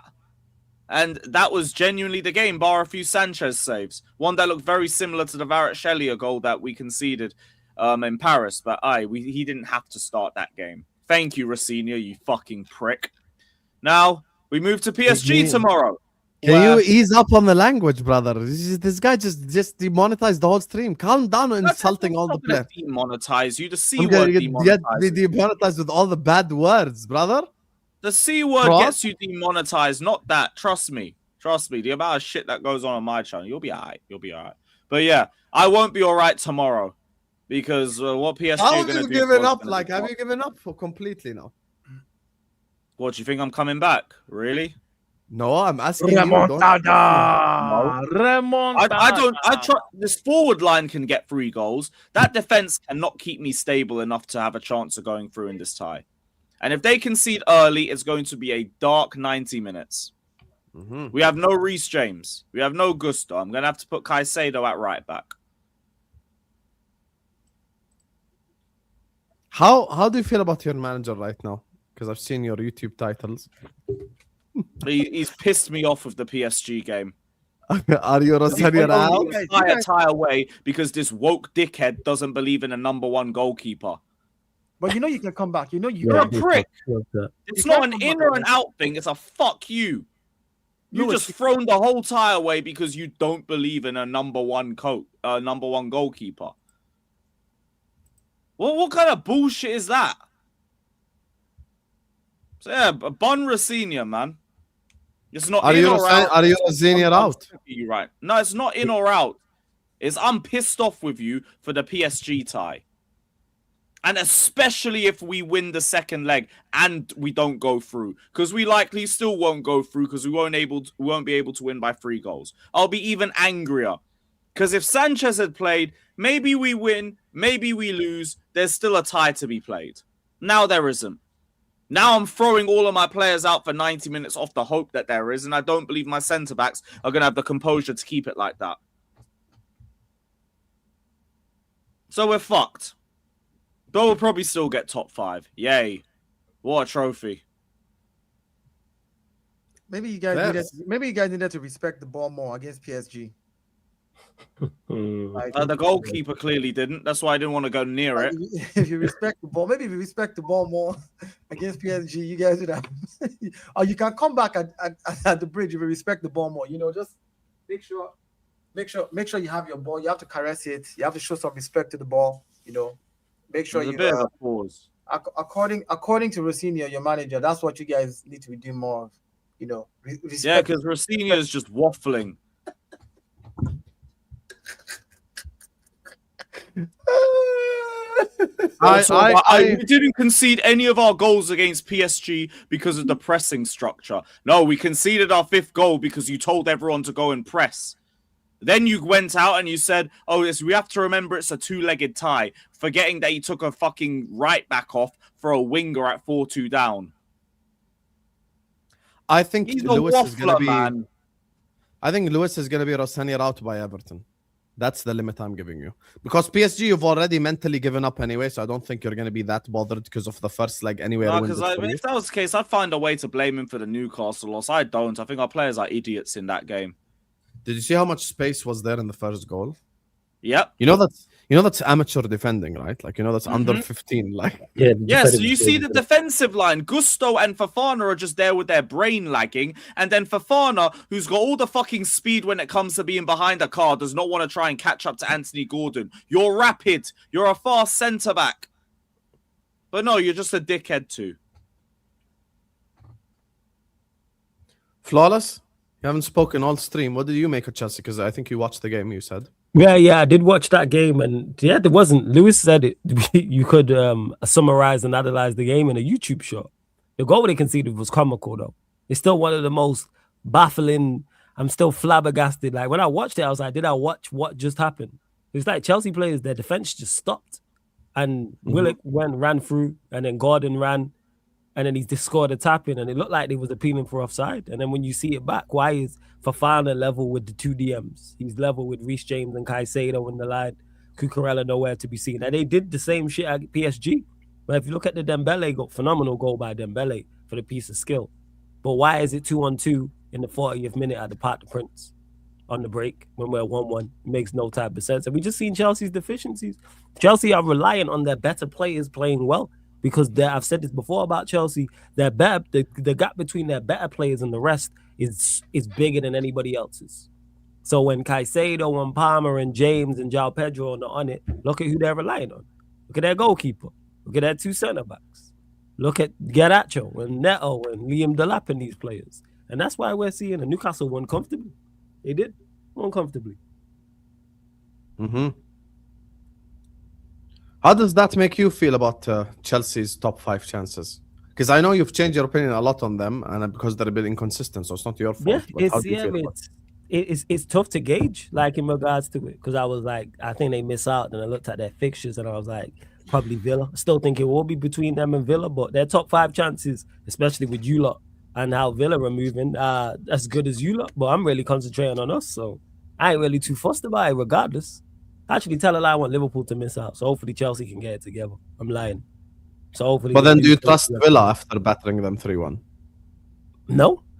But I don't. But I think once they get their players back, I'm not sure if they're back this year. I'm not sure about Tillemans because Tillemans is key for them. McGinn just came back. I think Kamara's out for the season, but if they can get Tillemans back, I think he could be key with McGinn and Onana in there as well. It's their midfields, because their midfield fully fit is one of the best in the league. But so let me put it. So let's have it straight. 4, 5, and 6. You don't trust it or any of them? No, I don't. I have no reason to trust any of them. That's why That's why I said the top 5 predictions. I'm making it like a weekly basis thing, and I think it's tough. I just stand with United. I say United will get it. I did say Liverpool. I still think Liverpool will get it, and it'll be between Chelsea and Villa. And I think Chelsea's quality that I mentioned, I think they'll get over the line. I think Chelsea get it. I can't believe that a Spurs draw put us 1 point ahead of Chelsea. You know how bad Chelsea have to be. Yeah. You know how bad Chelsea have to be for that. Did you watch the game? Who, me? Yeah. Yeah, I did. I came back, I think, 20 minutes into the game, and I watched it. Oh, so you didn't even see the good part. You saw just the whole sideways and backwards bullshit. Yeah, I was flicking between the Arsenal-Everton game and the Chelsea-Newcastle game. I had both on for the whole second half, but yeah, those first little bit I was flicking between both games. Yeah, we were shit. We were. You're correct. I don't know why Jay says he wants to talk about Chelsea being banned and then just disappears. Because there's nothing to talk about us being banned. There's a whole non-story. We said we weren't going to get any serious sanctions because we self-reported shit that the government couldn't find while they searched for our own documents while they were speedrunning the sale of our club and robbing Roman Abramovich. And they weren't, and we didn't get any big sanctions from it. We were never meant to. Because it was done under a different ownership with a different squad. We got a £10 million fine, which, I mean, for bringing in the likes of Hazard and Mata and Schürrle and Matic and all these guys, I'll take that. Love. It's nothing. Oh, no, I can't buy academy players from other countries for 9 months. Good. Add another 12 months to it. To stop this organization from just buying up Venezuelans. You're so done with your football club. I know when you're done. You're at the level where you're fully done. Like I can see it from the way you speak. I've known you long enough now. The whole season. They ignored Maresca and then tried to scapegoat him, and half our idiot fan base fell for it because we were playing boring sideways football, forgetting that was the best way to play with a Chelsea squad that's played the most games in Europe over the last 2 years. Now we've got a guy that plays more direct, more intense football, closer to the potch ball that everyone loves and desires. I'm back to having a ton of hamstring injuries. Thanks. Love. Get the season over with.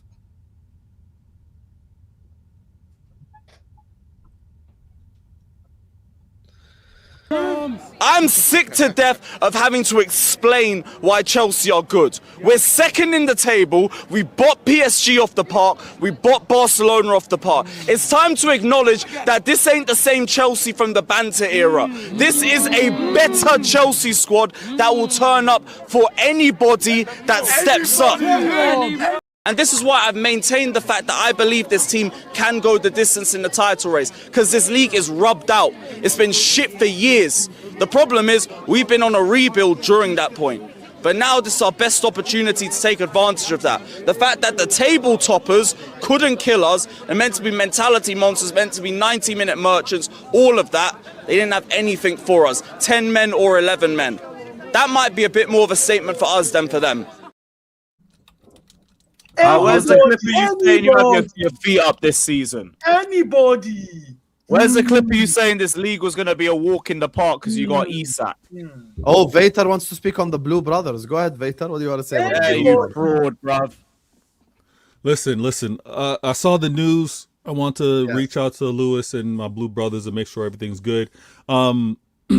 There's no talk of rivals trying to claim trophies or any talk of rival clubs saying that they're going to sue you, is there, Lewis? Huh? There's no talk about. No, there's nothing. All of our problems are on the pitch, not off the pitch. Excellent. I just wanted to make sure everything was calm. You didn't have any fraudulent fans being like, I want this trophy. So it's good to see. And again, sanctions, we accept any punishment and move on from it. It's all good. Why do you say we like you're a Chelsea fan? No, we as a club and rivals, we accept that they got punished and that they. Why are you referring to Chelsea as we? I meant we as fans. When there's a punishment, they accept their now punishment. It's we as fans. That's how you're smiling, eh? Hey, why? We, yeah? You're taking this Blue Brothers thing to the next level. You know that, right? We? Really, Vader? We about Chelsea? You do realize that we have to play we 2 weeks from now. Yeah, I got to play Chelsea after I play Arsenal. Yeah. You know that. What's so why are you calling them we then? Like I said, we with regards to you accept your punishment and we move on. You're a very bad liar because you keep smiling. You know that. I smile because I'm happy and I'm smiling because you're trying to catch me into something that's not even there. Listen, I want to reach out to good. Yeah, we. I want to reach out to my Blue Brother, make sure everything was all good. And again, you lot didn't help. Who? Us? Yeah, I've been relying on you lot. You've been letting me down too. Wait, with regards to the charges? No, the league. Hey, I haven't helped. Did you help me? Well, I've taken as many points off them as you have. You cost me points. Wow. That late equalizer was not necessary. I had no manager, bro. When Enzo equalized, no one celebrated. We all laughed. No one we don't know how we drew. That is true. All right, we'll handle business when we play them in the League Cup final, and then we play you right after that. Yeah, don't worry. We'll handle. How can you play your brother in a game? I thought they're your Blue Brothers. I still have to play them. The league is designed for me to play them twice a season. I still have to face them. You're supposed to compete with your brother. Anybody. There's no Reece James for when we would play. Would there be? There's no Reece James. There's nothing special. That's nothing new. Reece James isn't special. Stop it. No, I said there's no Reece James. There's nothing special because he's always injured anyway. He hasn't been injured for over a year, bro. He's been really good this season. But then they got rid of the manager that was keeping him fit because we play boring football to keep our players fit. Now enjoy, man. Yeah, Dio. Enjoy all the extra running, guys. Hope you enjoy it. Jay wanted to talk about the Chelsea sanctions. What did you want to say before you? I think it's outrageous. I can't lie. I think it's kind of outrageous. Like what's outrageous? The competitive advantage that Chelsea got from being able to buy those players. Yeah, like I think like a fine. Mate, have you got that violin effect? Oh, listen, it's just logic. No, it's just. Oh yeah. Fraudulent brothers in arms. Love that for you. No, it's just logic and fairness. I remember when Everton, for example, got a sanction, the fact that Everton had cooperated with the investigation. Did he just lag out again? Not to get the full penalty. Yeah, Chelsea's cutting your feed, Jay. Because Chelsea have self-reported and they've helped and they've gone and done as much as well, then they've said, hey, you know what? We're going to. There's a difference between level of mitigation operating. Yeah, but that's what I'm saying. The Premier League, when Everton cooperated, they didn't see that as a. No, but there's a difference. They didn't self-report. But the Premier League found that out, and they helped. Right? They cooperated with the investigation. They knew nothing about what had happened under Roman. Okay, so the fact you self-reported, if I kill somebody. And then I go to the police and say, "Hey, I killed somebody." Are they gonna? That's a bit of an extreme. We're not talking about murder. Yeah, Jay, there is a difference because there's manslaughter and then there's murder. We haven't murdered anybody. Jay, I have to disagree with you, Jay. The difference is a new ownership. Make it like a robbery for it to make sense. A new ownership came in. A new ownership came in, found the issues that were wrong, and went and said, "Hey, we're taking over this club. Look at what we found." This is not the same ownership, right? Because again, if it was the same people, like Everton's own, the FA found out, and then Everton cooperated. With this one, new ownership that have no idea all of this happened, came in and said, "Hey, we found this. We're self-reporting. Look at what we found in our books." I don't think that the penalty should even be that high. Left to me, and I'll explain why. Because there's context around it. You are a new owner. You move into a house, you find a dead body there. Should they arrest you? No, you came and look, hey, dude, I bought a house, I dug the ground, I wanted to do a garden, see what I found. The police will do investigation. I said, okay, well, thanks for reporting, and then go look for the culprits. But then to penalize them, you're saying they got nah. I think it's I think the 10 million. I think the 10 million fine is fair enough because I agree. I think for that, hey, you know what? You bought players, you pay people. I think it's high. I think it's fair enough. Like, factor in inflation since the time they did it. I think. Listen, I understand. But the thing is Chelsea Football Club is not a different entity. Yeah, that is true. Entity that benefited from that. So I appreciate the fact that these owners have come in. I think the timing of City being investigated and stuff like that might have made them think, let's report this, because if they find out, we're finished. Yeah? So I feel there's an element of that potentially in this, but I don't see the fact that the benefit that Chelsea got from being able to sign those players by doing those dodgy deals meant trophies and titles and things like that. I don't see how a 10 million... If you told Chelsea, hey, do all of this dodgy stuff and in 10 to 15 years' time, you'll get a £10 million fine, they're going to say absolutely. No brainer. Of course. No, but there's no guarantees that that would be the outcome. And I think what they find with what they're doing with regards to the fine and the sanctions or ban is that obviously that's of equivalence to them and the quote unquote advantage that they had. I don't think the ripple effect that you're trying to associate it with would be that so far. And again, I disagree with Dio Go ahead. My logic though, Vader, is like, for example, if they weren't able to do what they did, they might never. What if all those players flopped? All the players that they did that. What if they flopped at Chelsea and Chelsea never won anything with them? But now you want to punish them. You're not predicting the future here. I know, but here's the thing: you're not predicting the future here, right? What if Hazard? I know what you're saying. I'm telling you, they might not have been able to sign Hazard if they hadn't done the dodgy stuff they did. That materially changes Chelsea's future. But I know. Of being able to do yes, but I think what's difficult for the football body, is for them to determine and say, because you got this player, therefore this is why you won. I don't think they can do that calculation or that determination. I was just going to say this.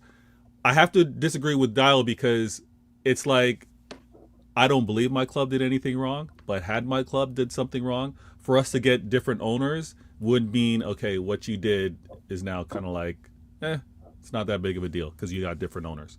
I think at the end of the day, you should be punished for what you're punished for, but to translate, here's your financial advantage, here's the players that you got, therefore the trophies that you acquired is null and void. I don't think you can go that far either.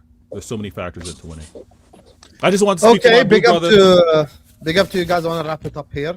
Big up to T-Wiz who says, what is this oil galore? Yeah, I think Vater's taking this oil brothers thing too quickly, too much to heart. You get me? So, yeah.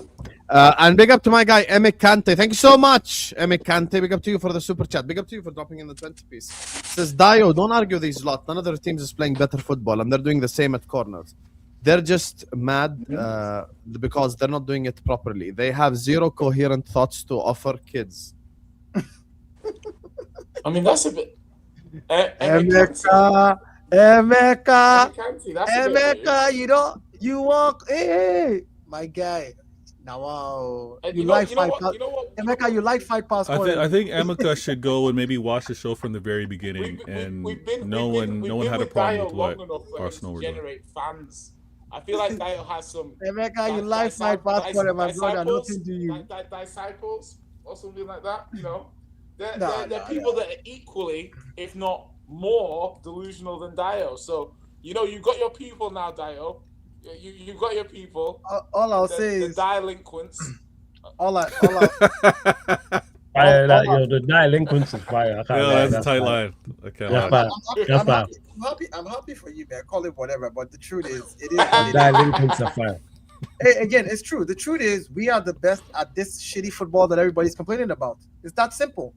If you figure out a way to become the best at it and win, this style of football, you're not playing it better than we are. So it is what it is, and that's the fact. And so if anybody's mad at that, that's their problem. Like I'll just say, man, catch me if you can. That's the bottom line. Catch me if you can. If you can't, okay. Love that energy from Dio. We'll see if Vader can catch him or not. Anyway, we're gonna redirect you guys over to Sarcasm City TV. Whoa. No Champions League predictions. What's going on? No champ. Don't try that. Yeah. Just. No. Why we wrap it up quick? Why no Champions League predictions? He was all on it last week. Why are we not doing it this week? You want to do Champions League predictions? I don't mind. Yeah, well, let's do it. Go on. You're the host. I have to tell you how to do your job. Hey, you got your wish. We're all going out. Do it like you did last week. People have plenty to say. All 5 of us. We're all going out. Everyone's silent now. People have plenty to say last week. Everyone's silent, not looking at the screen now. It's different now, isn't it? Where's the energy? I will say, have plenty to say. I'll say my prediction. I think Chelsea knocked out. I think City get knocked out. I think Newcastle get knocked out. I don't know why I'm gonna say this, but I still think Liverpool are gonna go through, and I think Arsenal go through. Lewis, everyone's going out. Vader. I got Spurs. Unfortunately, are going out. Fucking going out. Chelsea, unfortunately, are going out. Arsenal are advancing. Liverpool are going to pens and are advancing. Okay. City win the game but lose the tie and go out. Flawless. Am I missing anyone? No, you haven't missed anyone. Arsenal. Oh yeah. Flawless isn't playing. Oh, yeah. And you know what's crazy? Neither are you this time next week. That's the best part about it. We're talking about this week, not next week. Yeah. You're predicting the same as last week. Everyone going. All the English teams going out by Arsenal. Okay, Dio. Yeah, I think City are going to win, but will go out. I think Chelsea will also win 2-1 and probably still go out. Liverpool, you guys are not giving me any hope anymore. Honestly, this Galatasaray beating you twice this season already. I don't know. So yeah, I'm on the fence with Liverpool, but I think I'll lean more towards Liverpool going through. Arsenal, I think, will go through. Newcastle will be the darkest in this race. I think Newcastle will go away and win 2-1. That'll be a great game. That's going to be a good game. I think. And Jay, finally, your prediction, brother? Just for the English team to Chelsea. You know what? I think this has got glorious failure by Tottenham written all over it. So maybe like 3-1 victory against Atletico. Close but no cigar. Glorious victory. You had me, yo. I'm not gonna lie. You had me in the first half, yo. I thought you was going elsewhere. That was good. Okay. You know what I mean? So I'm expecting them to show a little something. City can maybe turn it around. I'm not sure. It's a tough one. Liverpool could definitely disgrace themselves against Galatasaray. 100% they can disgrace because that's you know what, I thought all Premier League teams were gonna make it through. I might flip. Yeah, we remember. Yeah, we know. Yeah, I remember. Yeah, so thank you, Flawless. Yeah, and we remember. What I'm saying is, what if Arsenal are the only team to make it through? It's a possibility. What do you think of City and Madrid? What do you think? Who do you think is going through? I think Mbappe and Bellingham are back now, and City just can't defend. Mad thing, man. Shame they're not facing Bournemouth, man. I hear it, man. Madrid, I'm giving to City. Wow. Regardless of how well City play across this 90 minutes, I can't see them defending well enough all 90 minutes to stop Madrid scoring. That's my issue with City. So I think City might win 3-1. 4-2, something like that. But I don't think they're going to win by the 3 clear margin they need to go through. They're just I see giving you got a themselves chance. too Where's much. Hassan Madrid only got threats on paper, so they got a shot. They got a chance. That's why. On that note, guys, we're gonna send you to Sarcasm City TV. Big up to all of you guys. Thank you guys so much for joining us. I'll see you guys back tomorrow, inshallah, for the double hate watch. Love you all, and I'm gonna see you guys tomorrow, inshallah. See you guys over at Sarcasm City TV. He's live right now. Big up. Peace out, guys. All the links are in the description.